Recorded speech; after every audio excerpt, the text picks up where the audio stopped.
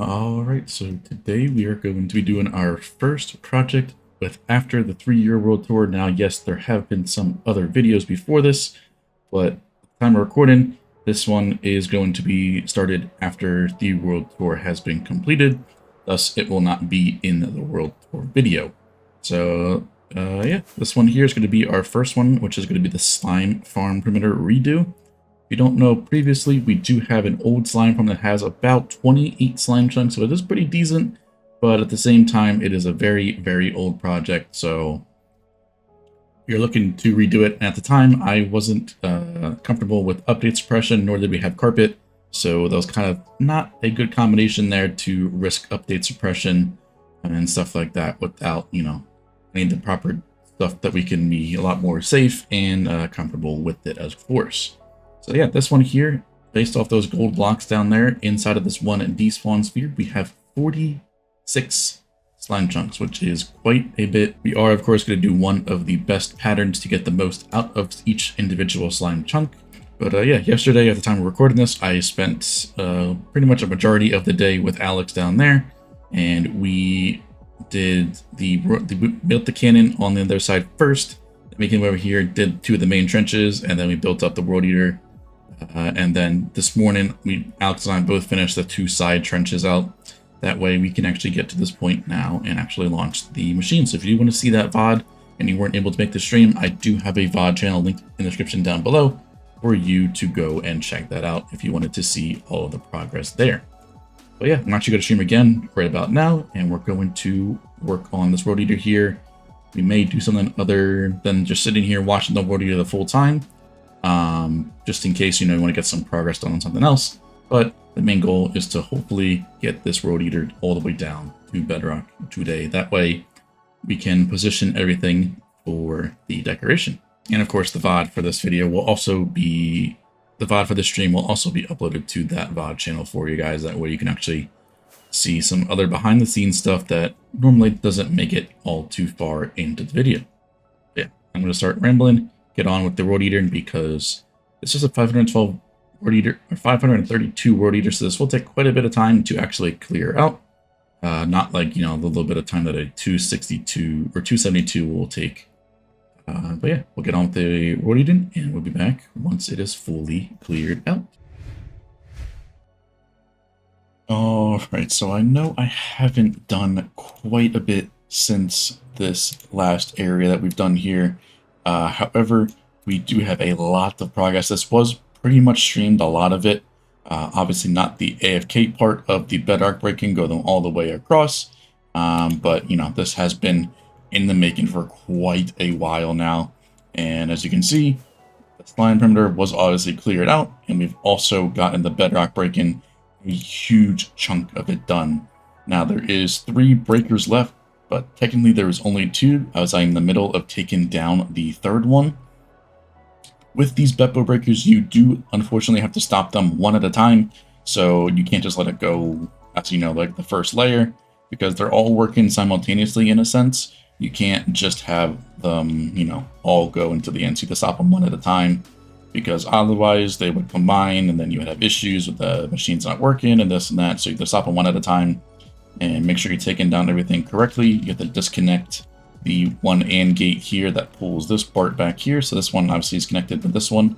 But I had the extra redstone block right here right now, just to, you know, make sure it doesn't move, as well as the extra redstone block. So when I'm taking these bedrock breakers down for the Beppo breaker, I do take all the precautions necessary. That way I don't accidentally launch it too early and then risk some things connecting and things like that. So we don't want to do that. So we take the precautions, and only, you know, this is my probably like 4th or 5th time using the full Beppo breaker, so I understand what to disconnect, what to leave up, and everything like that. So yeah, we have just the piston placer left that I have to take down. I just finished taking down both the breakers, but this thing right here is a huge lifesaver, because otherwise this would have taken even longer to do layer by layer, and would have been even more annoying as well. So I will be having a tutorial for the Beppo breaker version 1. The same concept pretty much applies for version 2, because all it's different is just the 2 overhead, because it's using Desu's 2 overhead breaker with the minecarts to recycle the pistons. On this scale, it's definitely worth it to have the one that recycles the pistons. just because it's like 1.5, 1.6 million compared to the, the 300,000 of a 272 scale. This is, of course, on a 532 scale, so it definitely is a lot more worth it. And we don't really care about the overhead because we're really only going to have the slime farms in the regular despawn sphere of the player. So we're just breaking the full perimeter just to make the decoration look that much better, rather than just making the center 256 by 256 for that despawn sphere. But yeah, gotta take down this one, and then once we get the next one, then we'll only have the one left, and then we are fully broken here, which is huge progress. And then we can start actually working on the long-winded process of breaking or building all of the farms that we have. 46 slime chunks that we need to do for all Y0 farms. There'll be a ton of update suppression that we'll have to do, but we have a full plan and breakdown for that we're going to use, so it shouldn't be all too bad.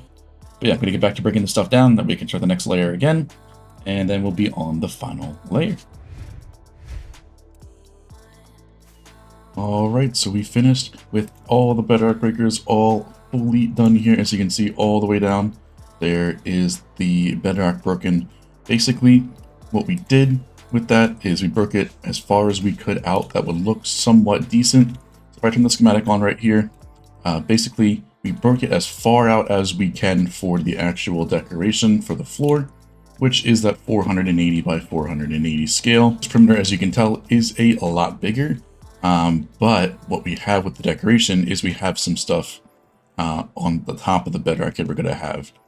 But because we didn't make the perimeter as big, we couldn't break the full 512 by 512 scale, just because otherwise, the perimeter would need to be about an extra 100 blocks on all sides to fit everything there. So what we did is we broke out all of the space here to fit the main, floor art of the actual perimeter that we're going to have. And then basically what we're going to have over here is this block up here is going to basically start to staircase up, in a sense, to where the new pillars would be, which will be on the back there. So basically what we're going to have here is we're going to have the decoration. We might, on the very end here, have it staircase up, so that way it goes right onto this black concrete strip that goes all the way around to separate the art from that. I don't know if I'm going to have a straight up line right here. I don't want to do that because obviously that'll look a little bit weird. What I might do is take these, because we have 4 different layers of bedrock right here. 1, 2, 3, 4. Actually, we have 5 because we have this one down here. I forgot about that. So what we're going to do is I might start 5 layers out. So like the 5 before this, and start staircasing up one by one. Which technically means you only have 4 because we got to go up 4 blocks. So we have these 4 blocks here then, because this one will still be at Y0. We might staircase this up to sort of like connect to it one by one. That way it has a smoother transition and it's not just a flat wall like here with like all black concrete, which we don't want to do obviously, because otherwise it might look a little bit weird. So when I do that, it'll be a bit more difficult to actually pull off just because you have to move the schematic around, all that stuff. But I can figure that out pretty easily. I've done it actually for our Hoglin farm. I did that once before there. So I think I would be able to manage that for this. But yes, we got all that done. I've been fiddling around with the suppression over here that we have for all of our slime chunks. And as you may have seen in the start of the clip, if you looked closely, we have some progress on the portal suppression. Now, yes, we are using the checkerboard pattern just because it is the simplest to do. There is one that we have thought about doing, but overall, the extra 2,000 an hour per chunk that you would get out of it, in theory, doesn't actually work all too well. Now, yes, you may think because there's more spawn-in spaces that you would get more slimes to spawn and this and that. However, they won't go into the portal as reliably. Whereas with this, there is a single direction that the slime can jump and not hit a portal on the very edge, and that's this way, and it'll jump off into the void. Later down the line, we'll go around all of them once they're done, mine out a couple blocks here, put some turtle eggs and all like that to lure the pigmen off, but it'll also double as a spot for the slime. If they were to jump off and not go into a portal, they would go into there. So yes, you do have a lower chance of getting slime to spawn, but it's also a higher chance that they will actually go into one of the portals. So there was a spreadsheet floating around that, did all the math and this and that. 4 different portal layouts for slime farms. But, however, I feel like the checkerboard is still the highest one there, just because of the fact that there's basically always a spot for the slime to jump into the portal if it's one of the small ones. Obviously, the medium and the large ones go immediately right when they spawn because their hitbox already collides with the portal. But the small ones, where you can get a lot of your mob cap to start adding up with, especially with 47 slime chunks we're going to have here, we need to make sure that the time frame of them being in the overworld is as low as possible. And with this layout, I feel like it's going to be the best that we can, as well as maximizing the rates. But yeah, if you were to have straight lines across, it would be, I think, around 20,000 compared to the 25,000 that the checkerboard does. So yes, it may be a lot simpler to just do, the straight line across. I don't think that's the best use case for our time and effort and everything like that. And doing the other patterns will also take longer. Therefore, with the Lyra did some testing on these designs, the math doesn't check out all too much to what the spreadsheet does, at least in practice. So, the spreadsheet's probably all hypotheticals and this and that, but this is what we're going to have to do for this, and we are going all the way across all of the chunks here. So, yeah, we have quite a bit to do, and this has only probably been like about an hour or so of working on this, but we do obviously a lot to do, and I'm going to be streaming this quite a bit. So if you aren't already following the streams, definitely go do that. Of course, by the time this video comes out, there won't be any more suppression to be done, obviously, but a lot of the behind the scenes stuff I do try and stream just because it's a lot of grindy stuff, and it's always fun to hang out with you guys and, have something to do rather than just sitting here doing the suppression by myself. But yeah, time to move this thing forward, get on to the next slice, because we got a lot to get for. So we're gonna just move this. It's pretty straightforward to move. With my bot over here, I am able to rebud the system after I move it without having to fly back over here, which is a really nice addition. When I first started doing it, I thought I had to turn the suppressor off when I moved it, but I do not need to do that. Let me just double check and make sure I actually finish this whole slice here. So the checkerboard pattern there, and there, we're all good to go. Move that, take this block out, place a sticky piston here, it'll push itself automatically. We're going to take this, put it next to that, break that one, we don't need that there. I already have the rail line to continue the signal over to this piston here already placed for a couple more times, just because it's annoying to move sometimes.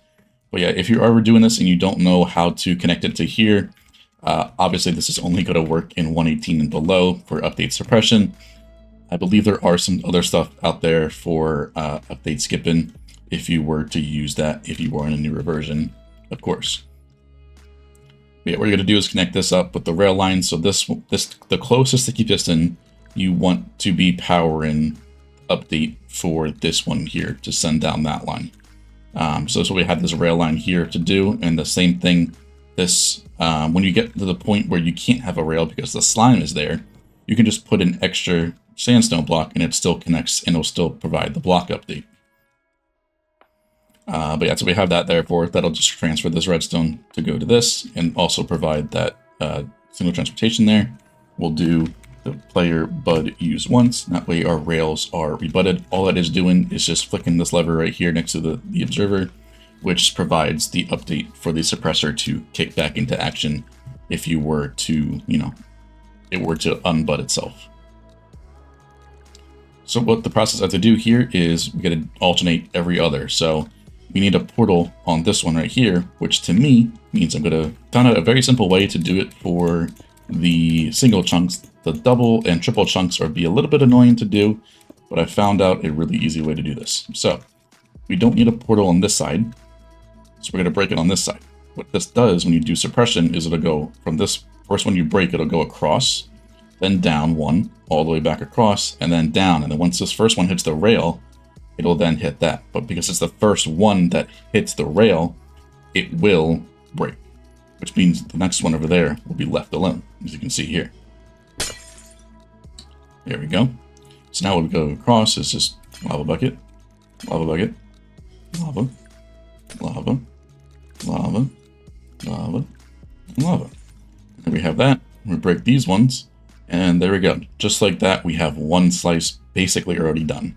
Obviously, I got to do the other double chunk on the other side, but that's how easy it is in a sense, in quotation marks. But it is such a repetitive process on this scale that it will still take quite a while. I'm probably going to stream for about like 8 hours today, and I will probably not get even close to being a quarter of the way done with this.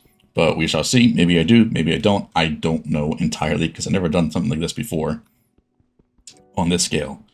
Our previous slime farm was the giant obsidian tower, so even that process was long, but the longest part of that was just getting the obsidian in the first place. This one, the longest process of this is mining the obsidian, just because, you know, you can't really break it much faster. I don't think setting up beacons here make it any different, to be honest with you, so I'm not even going to bother with it. And there'll be so many to place, it'll just be annoying at that point. But yeah, there's just one there done.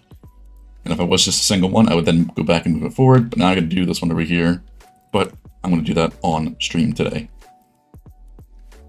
And if you ever wanted me to get a decoration or things like that for free, if you didn't want to, you know, purchase it on the AutoCraft website, I completely understand that. What you can do is you can tune into the Twitch streams. Once you get 25,000 channel points, you can redeem a free perimeter decoration or even my own custom texture pack for free if you wanted to do so. So that does interest you. Make sure you tune into the streams, and that way you can get that if you wanted to. But yeah, I'm going to get back to suppressing.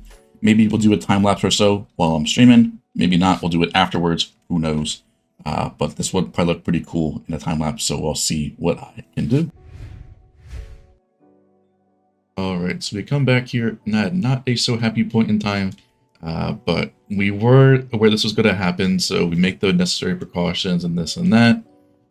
If it were to happen, you know, super drastically. However, this one isn't all too bad, as you can see here.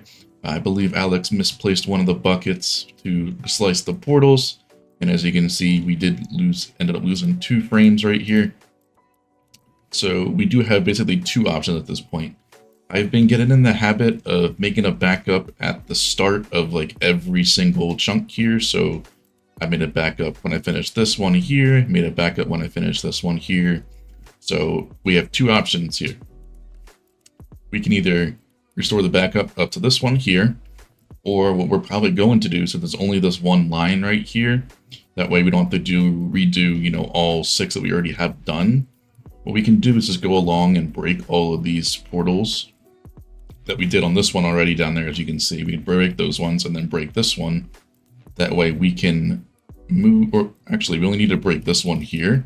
We can keep the other ones down there because the line will just touch it, but the portals won't update on the block here when we push the rails back over. So what we can do is just end up breaking this one here, and those 2 down there that we already started, disassemble the whole line, or the whole arm here rather, and then just build it up 1 block further. There's no way to move this machine the other way. So you have to basically, if you were to do this, you have to break it all down and then redo it 1 block further in a sense. So I turn the suppressor off, that way we don't cause any more crashes in the console or the world. Of course we have carpet, otherwise the server would have been basically DED dead, but yeah. So it's just basically, you have 2 options, either restore from the backup, the front here, or spend that time in rebuilding the arm 1 block further, depending on your situation. For us, this would take us, with this one, because there is 6 chunks for this whole line, this would definitely take longer to restore the backup and redo the suppression, rather than just taking down the arm and rebuilding it again 1 block further, as well as most of the deco that COD has been working on in the background would have been basically lost. So yeah, this is going to happen inevitably, no matter how much precautions you take and this and that, it's always going to happen. So, you know, having the right mindset to not just stop and, you know, all the other stuff later down the line, you definitely don't want to do that. It's, you know, a little bit of a setback, but it's better than having to restart from the beginning, you know what I mean. So yeah, before the stream today, I'll definitely be taking down this arm, rebuilding it. That way we can continue with some more suppression. But yeah, we got a lot further there. This will be our 6th chunk wide in a sense, you can call it. So 1, 2, 3, 4, 5. This is the sixth one. So that's 6 of 15 that we need. Obviously the one on the front and the one on the back are just one chunk each. So those are pretty simple to do. This one is the longest one of them all. There's 6 chunks for this line, so it's going to take the longest time to do. It's unfortunate that it happened on this one and not, like a single chunk one. That way it would have been easier to just fix that, later. But with this, we have to basically start over from the beginning for this. Or start over from the beginning, basically building the whole arm up again, one block closer to here. Alright, so like a month or so later, we haven't really worked on it all too much, but the full suppression is finally done here. Everything is all done and dusted. So what I'm doing now is I'm going around the edges here, mining the 2 blocks around the portals and such, because we need to put some turtle eggs and all that kind of stuff on the edges here to get those annoying pigmen that spawn in the portals off here. But it's not too bad. We got enough. We have a temporary turtle farm set up somewhere, so we can just go and get a bunch of those. So I have almost 2 shulker boxes of eggs from that. But yeah, so we're just mining up the blocks on the edge here. That way we're going to go across and do the trapdoors on this block, and then the eggs will go on the 3rd block there. So that's to get all the pigmen and the chicken jockeys off the platform. That way they're not counted towards the mod cap. It's kind of annoying to do, but overall it's going to help drastically. There's not too many, but over time they'll add up, and then they might go through the portals, which we don't want. So the idea is to get them out of here, that we won't got to worry about processing them on the nether side and dealing with their random drops getting in shulker boxes and such. So yeah, the decoration's also done, of course, if you haven't seen that. Everything is all done thanks to Rubik grinding this project out a heck of a lot, especially the decoration and everything like that, all done. And then if you don't really notice, but on the edge here, because this bit wasn't broken because of the overhead for the breaker, of course, what we did here is kind of just staircase this up to then start where the bedrock is fully broken for the pillars here. That way they're actually on a flat surface. I think this looks better than it just being a straight line up. Definitely, because it kind of blends the floor in, and spreads it out all the way over too. So you really can't tell the difference on the map. You kind of can. There's a little bit of a slight difference of color there, but it's really not that noticeable. And I think it looks pretty cool to sort of staircase that up.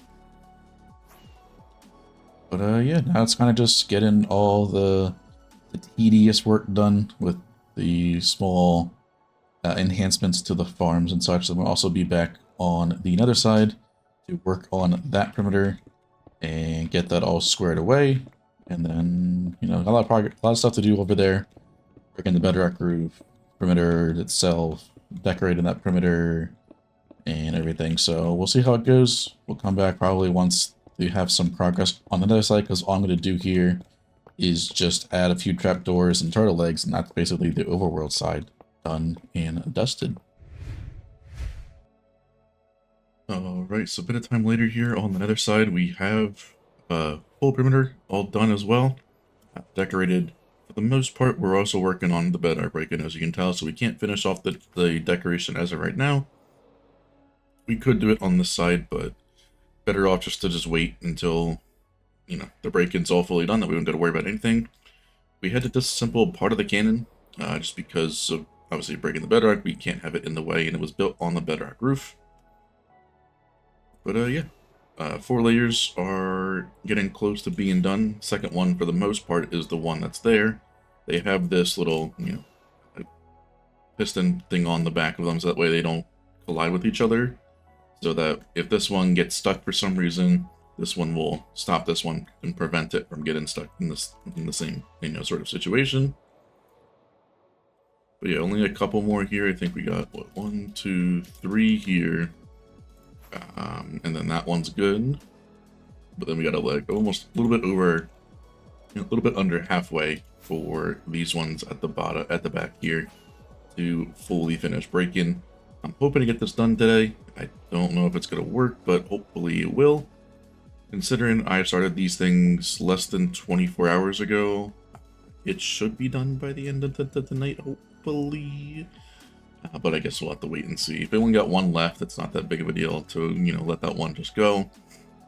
But if we have two, it's a bit of a different thing. Because like, they're like an hour and a half in between each other. So that would be unfortunate. But yeah, they're getting close here.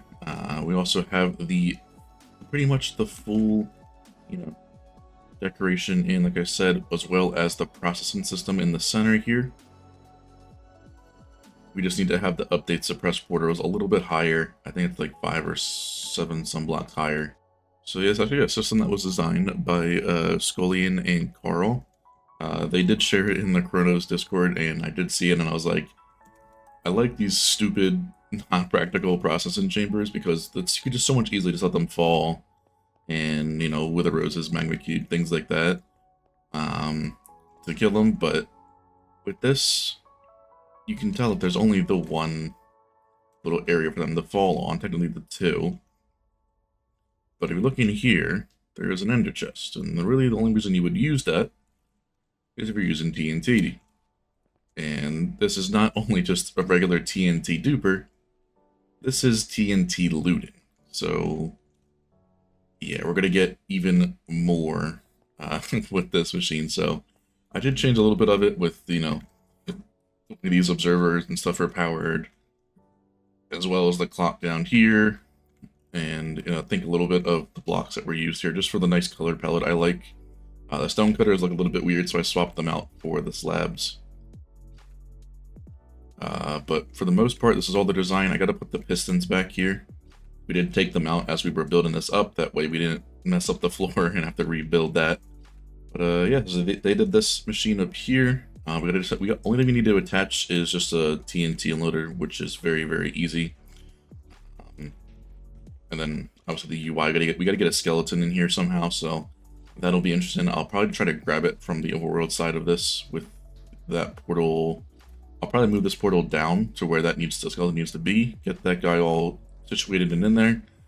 We only need it for one arrow technically, provided we keep the piston, you know, cycler on. That way we don't let it despawn and then get another one. But if we use a regular arrow, we'll get a lot of XP, and this thing does not deal with XP at all, so we have to do that. But yeah, at the bottom here, we have the processing system that I did design.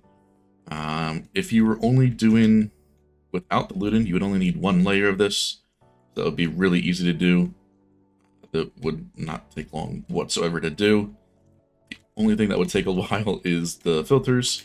But besides that, it's pretty easy. Besides, you know, the candles have to be placed on a block. You can't place them on top of the dust itself. You got this temporary block there, but yeah, these are all filtered up with slime balls. Not only that, but the dropper, the hopper, and that we kind of just made it easy on ourselves instead of having to do multiple different dummy items to just jam pack it with slime balls. We got the slime balls to invest. It took about 180 shulker boxes of slime. But we did it to fully do all, I think it's 180 filter spots, because we have 60 different crafters here, because we all got to pack them into, you know, slime blocks here. That way the shulker box is actually really easy to do, because you'd only need a 1x loader at the end of that point, so you can jam pack all this stuff together very, very easily. It's the same system we used for our new Guardian farm where we had the Prismarine crafters. It's the same thing there, just obviously different filters, and they use the candles to fit the lime theme, because that's really the only thing we have. If we were in a newer version, we could have the frog lights. That would have been a lot better of a fit, and it's definitely easier to place, that's for sure. But yeah, like I said, we have 3 of these stupid things here, so that's that. We got 3 layers of this. We got the shulker, or the empty shulker distribution over here. With the minecart here, we'll have to fill up with a whole bunch of shulker boxes, because this thing's gonna tear through them. If we were to try to store this instead of in slime block form, in regular slime ball form, this thing would go through over 1,700 shulker boxes per hour. In terms of not how many, you know, box loaders you'll need to do that, and that's just ridiculous. This just handles it. But you could get 6x loaders like regularly like this, but trying to keep up with that in terms of shulker boxes would be a project in and of itself, because that's kind of ridiculous over that many boxes per hour. With this, since we crafted into slime blocks, our storage is condensed by 9 times, so we shouldn't really use that many per hour, especially per layer. And the fact there's only 20 loaders per layer, so this just minecart can hold 27, which is very easy to, keep up with. But yeah, everything is then all fed down to the bottom here, where it's input into this weird looking machine down here. And since we have stack and shulker boxes, we can actually do something really cool. We're getting overloaded comparators. You could do this in vanilla if you wanted to somehow get that many stacked enchanted books. I think it's the Curse of Vanishing and Binding ones, I think, can do that. And you gotta get the Hopper one here too. Then there's another one there that has a bunch of stacked stuff.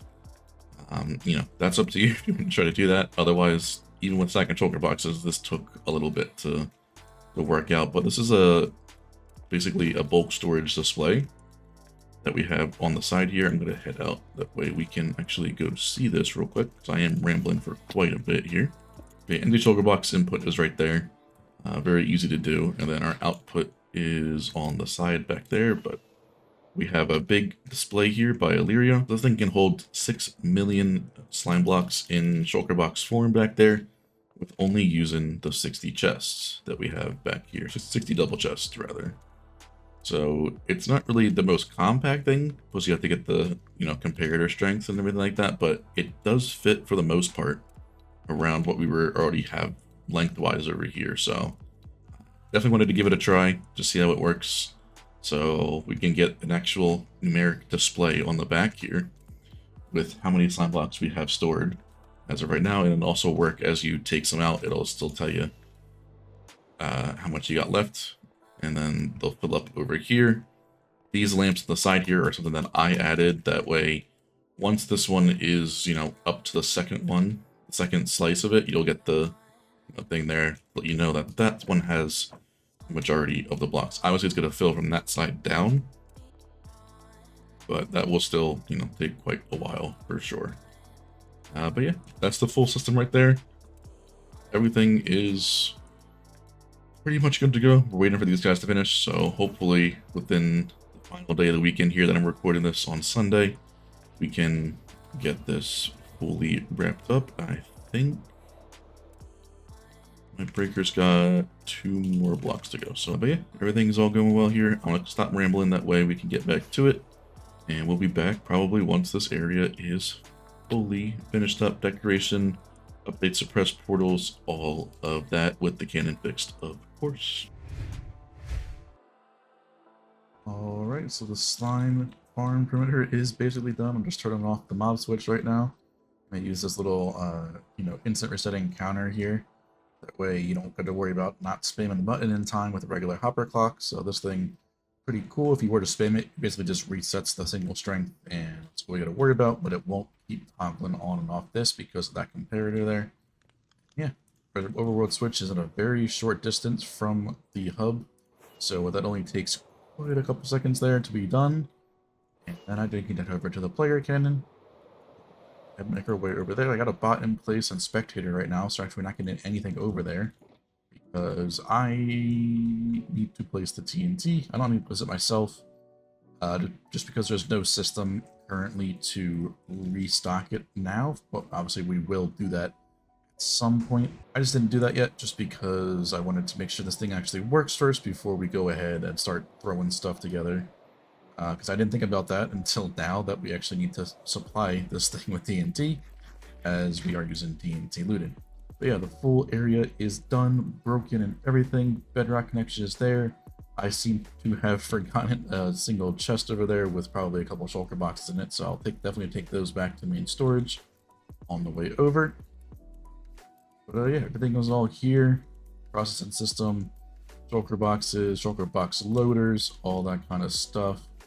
And then our actual storage down here, which we will fill up in due time. They can hold up to 6 million different slime blocks in shulker box form, meaning we can store over 50-some thousand slime balls here.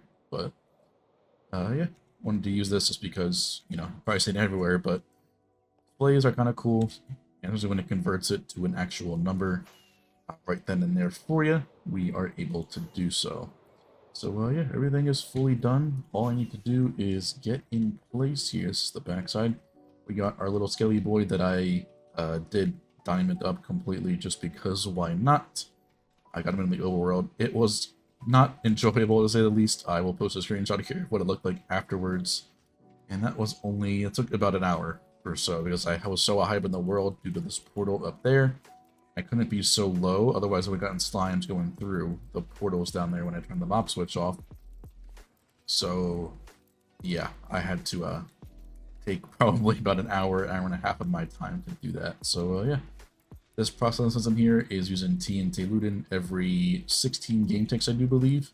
So it's only like 2400 TNT per hour, which is not that bad at all. So when I put the TNT area, I'll probably put it over top. If I had to guess, it'll be the easiest spot. So I think you stand right here. But personally, I've just stood right here. Make it easier, that way I can't walk anywhere forward, left, or right. Or do a little bit left, but it'll take me a while to get over there. But yeah, we'll put a bot here. Obviously, it'll be the easiest thing to do. What I do want to do is I want to show you the overworld side too. So I have to put a bot here for a few seconds. I only have a stack of TNT to go through. I guess I could drop a whole bunch of TNT on them to do so. So I might as well just do that now. So right in place here. We got player TNT spawn. You should have a couple TNT on them now. All right, so we're all good there. I'll give them that stack. That way they're good. Just go through it, that way I can actually show you the system first. So I just hit this note block here. There usually was 2 levers here, but I don't want anybody to accidentally turn this off because we have the skelly with the sword now, so we can't get that arrow back there from the skelly. And we're using that just because that basically negates all of the XP that would generate from a player kill. So we're using that way there's no XP to deal with down there, and making this whole system a little bit more lag friendly. So click the note block there. That kicks this into action. You can see the arrow is constantly on fire now. It's roughly 1 TNT per second that is used. Let's see, we got the slime separator up here. That's what's the big guys from the mediums and the smalls. The rest of them fall through. Hit that platform there. Hit the change in stairs. And then we have the giant hopper down here that funnels it all to one by one, which will then get sent across all of the supers there. So yeah, that's all there. I'm actually gonna whip up a shulker or an unloader real quick. We don't need anything too special.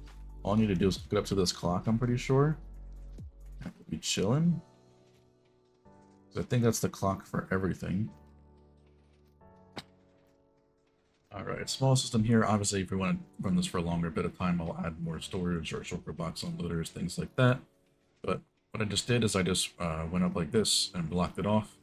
That way that still gets powered there. Doesn't interfere with the clock, and we don't want to hard power that clock.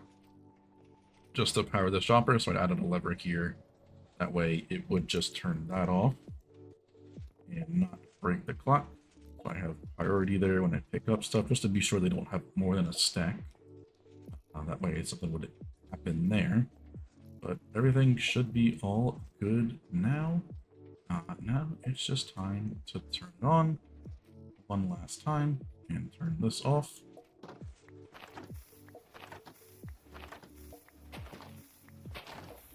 And if you listen closely, every time that gets pushed, we also dispense a TNT to that there, so we are good to go. And we don't gotta worry about restocking that. We have a good enough amount to supply that. Only 2400 TNT per hour, so that's really not much at all. A little bit more than a shulker box in a little bit. So yeah, now it's time to get this thing in action. I do believe this isn't going to be under the 60 ms that we need, but we should be fine. Or under 50. I think it's slightly over, but we'll see. I don't have the bed bot this time, so we will go. So I'll head to the overworld myself. Should get a little bit of slime based off this. So you got a little bit. You can see the spawn in there. I also did glass the outside of this there, so you can see just how crazy it is with even me AFKing up here. But if I were to put that player down there instead, what'll happen is the full farm will kick into action. So you can see up here, we can still run it very, very efficiently. So that's pretty good. I'm going to just spawn a player here. We can see that. So we can just see it from the nether side here.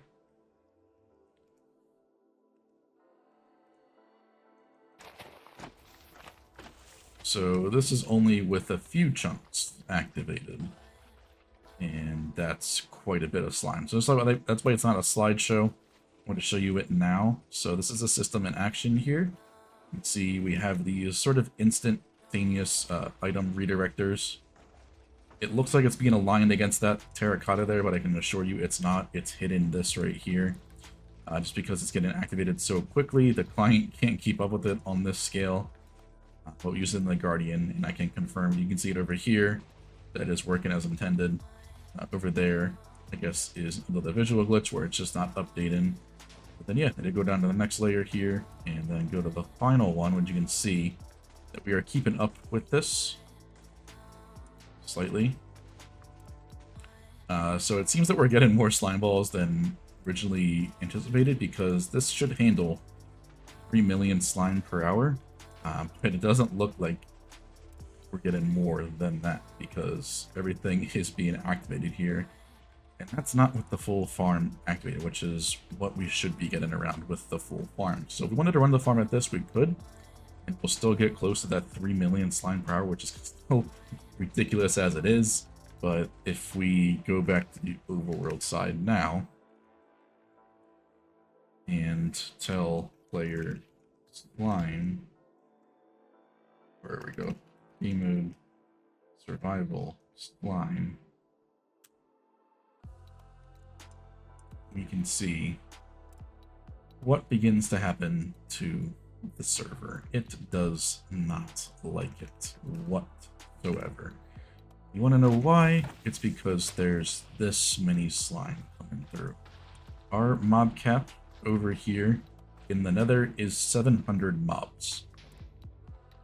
We are having over 1,100 slimes in that chamber at any given point in time. So that's mainly down to the small ones down here. I believe a faster clock would make this a little bit better, more manageable. I think it's mainly down to all the collision checks that's happening in that area.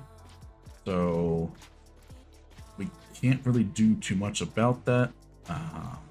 We could put vines, but we can't do it everywhere. So I don't think that'll help too much. I think it's just too much for the server PC to handle. It's not the best processor, but it's still pretty decent. So yeah, full farm here is kind of ridiculous. You'll see just how much slime we are actually burning here. There's stacks upon stacks upon stacks. What that does mean is that we are handling over 3 million slime balls per hour. Obviously not at 60 ms, or not at 20 TPS. Like I said, if I get a better server PC, I think I'll be able to have it just under that 50 ms like we did with the Guardian. I just think just because of everything going on here, there's a lot more. Obviously, the lifetime here for everything for the items is definitely a much less than the Guardian, that's for sure. But I think it's just because there's so many entities that come from slime, in terms of the big go into 4 small and could go to 4, or basically what it could happen is that one singular slime could split into 16 smaller ones if everything happens correctly, compared to the Guardians, which are a 1-for-1. There's no split in whatsoever. I just think that's a lot to happen right there. So Yeah, that's probably why we're getting so much stuff, and I think it's all down to the collisions that checks down here with all the baby slime in such a small area, but then we needed to do that for the singular TNT area there. But yeah, this is the slime farm in action. I'm gonna have the player slime, get rid of them. That way we go back to not struggling so much on the server. As you can see, even after getting rid of them, it's not down to the spawning, it's down to all the collision checks down there. That's for sure. And you can see that one side of the farm is not favored in terms of the portal linking. That's because that one side of the farm does not have a lot of portals, as you can tell by over here. That side is that one over there. There's not many portals over there, so the majority of the portals link to those three over there, with very few linking to that one. That's just down to how, you know, the slime chunks generated here. We could have a better section if we got more slime chunks, but I was not traveling that much further away for that. But yeah, seeing farms like this will never get old, with the terms of the mob spawning in and instantly getting to the other dimension, unless they are the little small ones and they are not wide enough to fit to the portal since they spawn in the center of the block. They either jump into one or they jump on the edge, which also the turtle leg's responsibility is for, or getting those zombie pigmen out of the mod cap. Otherwise, we would be filled up with zombie pigmen in this area. But overall, I'm still super happy with how this area turned out. I've always wanted to do one of these projects ever since seeing it when I was first starting to get into Java back before, you know, the 1.12 days. And I never really did it because I never thought I actually could. But here I am, and I pretty much did all the portal suppression by myself with a little help from Alex. But yeah, this project is finally done. We can go back to getting slime in peace, as long as we don't use the actual AFK point for the most part right now on the current server specs, but I hope that is to change soon. That way we can take full advantage of this area that we will all need for the future projects of all the different slime and things like that that will be coming very, very soon. But yeah, that's going to be it for me today. I love this area, and I love how it turned out decoration-wise as well.